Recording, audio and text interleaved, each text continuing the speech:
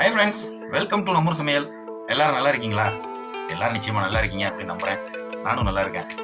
Okay friends, இன்றைக்கி வந்துக்கிட்டு நம்ம சப்ஸ்கிரைபர்ஸில் ஒரு நண்பர் நம்மக்கிட்ட வந்துக்கிட்டு சிலோன் பன் பரோட்டா ட்ரை பண்ணுங்களேன் அப்படின்னு சொல்லியிருந்தாரு. நம்ம இப்போ அதை தான் இன்றைக்கி நம்ம வந்துக்கிட்டு ட்ரை பண்ண போகிறோம். நமக்கு பரோட்டாங்கிறது ஒரு பழைய விஷயம் தான். ஏன்னா நம்ம தொழிலே அதை தான் பண்ணிகிட்டு இருந்தோம். இப்போ நம்ம வந்துக்கிட்டு சிலோன் பன் பரோட்டா ஃபஸ்ட் டைமாக நம்ம சேனலுக்கு இப்போ போட போகிறோம். நமக்கே இதுதான் ஃபஸ்ட் டைமு. அதனால நம்ம என்னென்ன முறையில் பரோட்டாவுக்கு மாவு போடுறோம், அதை எப்படி வீசி எந்த மாதிரி நம்ம சிலோன் பன் பரோட்டாவை ரெடி பண்ணுறோம் அப்படிங்கிறத வீடியோவை ஸ்கிப் பண்ணாமல் பார்த்து தெரிஞ்சுக்கோங்க. அதுபோக இப்போ தான் நம்ம வீடியோவை முதல் முறையாக நீங்கள் பார்க்குறீங்க அப்படின்னா தயவு செஞ்சு நம்ம சேனலை சப்ஸ்கிரைப் பண்ணிக்கோங்க. பக்கத்தில் இருக்கிற பெல் பட்டனை தட்டி ஆளுங்கிற ஆப்ஷனை செலக்ட் பண்ணிக்கோங்க. அப்போ தான் நம்ம போடக்கூடிய ஒவ்வொரு வீடியோவையும் நீங்கள் தொடர்ந்து பார்க்கலாம். ஓகே ஃப்ரெண்ட்ஸ், வாங்க வீடியோக்குள்ளே போய் டீட்டெயிலாக பார்க்கலாம்.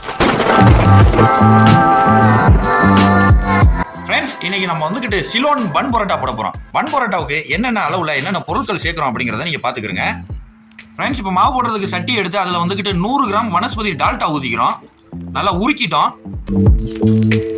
அதை தொடர்ந்து நம்ம இன்னைக்கு மாவுக்கு 2 முட்டை உடைச்சி ஊற்றிக்கிறோம். ஃப்ரெண்ட்ஸ், முட்டையை தொடர்ந்து நம்ம வந்துக்கிட்டு 150 கிராம் சீனி சேர்த்துக்கிறோம். ஃப்ரெண்ட்ஸ், அதை தொடர்ந்து நம்ம தேவையான அளவு உப்பு சேர்த்துக்கிறோம். ஃப்ரெண்ட்ஸ், இதை தொடர்ந்து 3 கிலோ மாவுக்கு நம்ம 1.5 லிட்டர் தண்ணி சேர்த்துக்கிறோம். போட்டுட்டு டால்டா, சீனி, உப்பு, முட்டை எல்லாமே தண்ணியோட தண்ணியாக கரைகிற அளவுக்கு நல்லா கலக்கி விட்டுக்கணும். ஃப்ரெண்ட்ஸ், இப்போ நல்லா கலக்கி விட்டாச்சு. கலக்கி விட்டோம்னா அந்த டால்டாலாம் மேலே அப்படியே செம்மையாக மிதக்குது. இப்போ நம்ம டேஸ்ட் பார்த்துக்கணும். எப்படின்னு கேட்டால், உப்பும் சீனியும் நம்ம நாக்கில் வைக்கும் போது 2 ஃப்ளேவருமே ஒரே லெவலுக்கு தெரியணும். அடுத்து நம்ம மாவு சேர்த்துக்கிறோம். மாவு 3 கிலோ மாவு.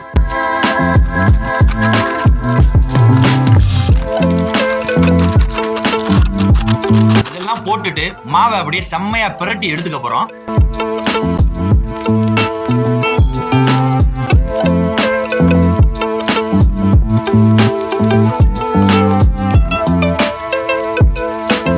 எப்போதுமே பரோட்டாவுக்கு மாவு போடும்போது அடியில மட்டும் மாவு வந்துகிட்டு சேராது. அதனால அதை தனியா அப்படி கையில எடுத்து நம்ம சேர்த்து வச்சு பரட்டணும் அப்படின்னா சும்மா செம்மையா சேர்ந்துரும். வந்துருச்சு. நம்ம பெரட்ட போகும்போது மாவு சட்டியில பிடிக்க கூடாது. பிடிக்காம வந்துருச்சு அப்படின்னாலே நம்மளுக்கு மாவு செம்மையா வந்துருச்சுன்னு அர்த்தம். பாத்தீங்களா, அப்படியே சட்டியில ஒட்டாம அழகா உருண்டு வருது. இந்த மாதிரி தூக்க போகும்போது தனியா வரணும், ஒட்டாம. இப்ப நல்லா மாவை குத்தி குத்தி எடுத்து வச்சுக்க போறோம். இப்ப மாவை செம்மையா பெரட்டி வச்சாச்சு. இதோட நம்ம வந்துகிட்டு லேசா எண்ணெயை சேர்த்து தடவி விட்டு அப்படி வச்சுட்டோம் அப்படின்னா மாவு நல்லா இலக்கம் கொடுக்கும். இந்த அளவுக்கு லேசா எண்ணெயை தடவி நல்லா கீழையும் மேலையும் பரட்டி விட்டு அப்படியே வச்சுட்டோம் அப்படின்னா நல்லா மாவு இலக்கம் கொடுக்கும். பரோட்டா வீச போகும்போது வேற லெவலா இருக்கும். கொஞ்ச நேரம் இதை ஊற வச்சுட்டு அடுத்து நம்ம பேடா போட நம்ம பிறந்து வச்ச மாவு கிட்டத்தட்ட ஒரு 1/2 மணி நேரத்துக்கு மேல ஊறிடுச்சு. இப்ப நல்லா இலக்கம் கொடுத்துருச்சு. இப்ப மாவு நல்லா இலகிருச்சான்னு பாக்குறதுக்கு அப்படி நம்ம கை வைக்க போகும்போது நல்லா புசு புசுன்னு சூப்பரா இருக்கும். நல்லா சூப்பரா இலகிடுச்சு. இப்ப நம்ம இதை பேடா பிடிக்கிறது வந்துகிட்டு 50 கிராம் டால்டாவும் எண்ணெயும் தான். ரெண்டையும் சேர்த்து மிக்ஸ் பண்ணி தான் நம்ம வச்சுக்க போறோம். இதை தான் நம்ம உருண்டை பிடிக்க போறோம். இப்படி மிக்ஸ் பண்ணி நம்ம உருண்டை பிடிச்சா தான் மாவு உருண்டையோட உருண்டை இன்னொன்று ஒட்டாம நல்லா இலக்கம் கொடுத்து வீசுறதுக்கு சூப்பரா இருக்கும். அடுத்து நம்ம உருண்டை பிடிக்க போறோம். நம்ம உருண்டையை உருட்டி வைக்கிறதுக்கு ஒரு பாத்திரம் எடுப்போம்ல, அந்த பாத்திரத்திலையும் லேசா அந்த டால்டா மிக்ஸ்டு எண்ணெயை அப்படி தேய்ச்சி வச்சுக்கிட்டோம்னா தான் அந்த பாத்திரத்திலையும் மாவு ஒட்டாம நல்லா இலக்கம் கொடுத்து சூப்பரா வரும்.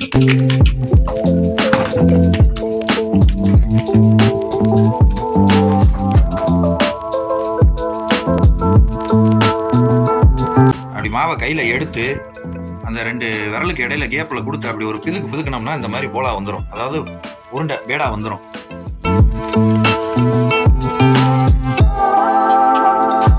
ஒவ்வொரு ஊரில் ஒவ்வொரு சைஸில் போடுவாங்க. சில ஊரில் 1 கிலோவுக்கு 20 உருண்டை போடுவாங்க. சில ஊரில் 1 கிலோவுக்கு 25 உருண்டை போடுவாங்க. நம்ம வந்துக்கிட்டு 16, 17 உருண்டை சைஸில் தான் போடுறோம். ஏன்னா கொஞ்சம் பெருசாக இருந்தால் தான் வீசுறதுக்கு நல்லாவும் இருக்கும், சாப்பிட்றதுக்கு நல்லா புசு புசுன்னு இருக்கும்.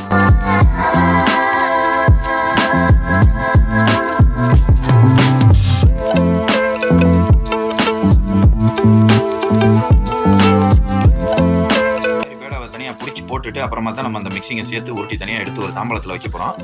இது வந்துக்கிட்டு இந்த மாதிரி நம்ம இந்த செய்முறையில் செஞ்சு நம்ம வந்துக்கிட்டு ஐஸ் பெட்டியில் கீழே அந்த நார்மல் இதில் வச்சோம்னா, ஃப்ரீசரில் வைக்காமல் கீழே வந்து சில்லரில் வச்சோம் அப்படின்னா தாராளமாக 3 நாள் வரைக்கும் வச்சு நம்ம எடுத்து ஒரு 2 மணி நேரம் வெளியில் வச்சு தாராளமாக வீசி பரோட்டா சூப்பராக சுட்டு சாப்பிட்லாம். நம்ம இன்னைக்கு ஈவினிங் இதை செய்ய போகிறோம். அதனால இப்போ நம்ம செஞ்சு திரும்ப சில்லரில் வச்சிட போகிறோம். வச்சுட்டு ஒரு 2 ஹவர்ஸ் கழித்து திரும்ப எடுத்து நம்ம அதை வீசி சிலோன் பன் பரோட்டா வேற லெவலில் போட்டு காட்ட போகிறோம். நீங்கள் அதை தொடர்ந்து பார்த்து நீங்கள் தெரிஞ்சுக்கோங்க. இப்போ போட்ட அந்த உருண்டையை வந்துக்கிட்டு நம்ம இந்த டால்டாவை தொட்டு கையில் தடவிக்கிட்டு அப்படியே அந்த உருண்டையை உருட்டி அந்த தாம்பலத்தில் அடுக்க போகிறோம். தடவை தொட்டா அது 4லேருந்து 5 உருண்டை வரைக்கும் அப்படியே வச்சு தேய்ச்சிடலாம். அந்த அளவுக்கு நம்ம கையில் பதமாக எடுத்துக்கணும்.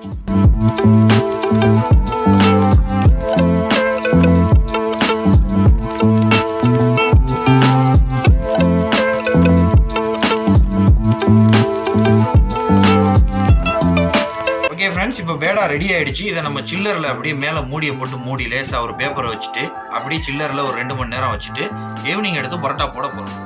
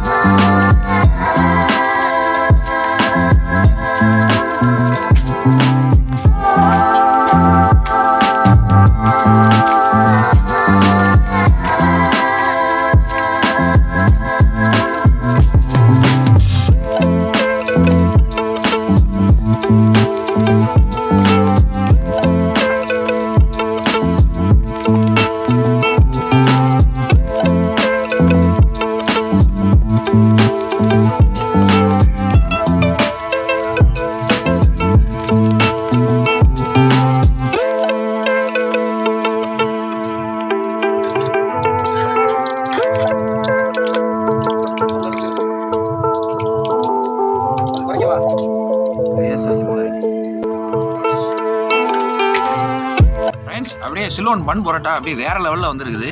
எப்படி வந்திருக்கு நீங்க பார்த்தாலே தெரியும். கோல்டன் ப்ரௌனிஸா வந்திருக்குது. சும்மா வேற லெவலா இருக்கு. இது சாப்பிடும் போது அப்படிதான் இருக்கும்.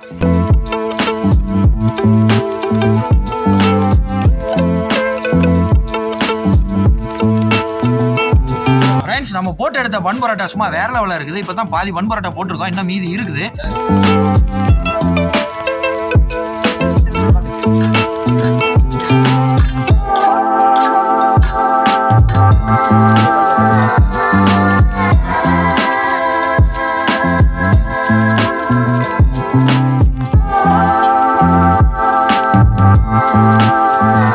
பன் பரோட்டாவை எடுத்து பரப்பி வச்சாச்சு. இப்போ நம்ம சாப்பிட போறோம்.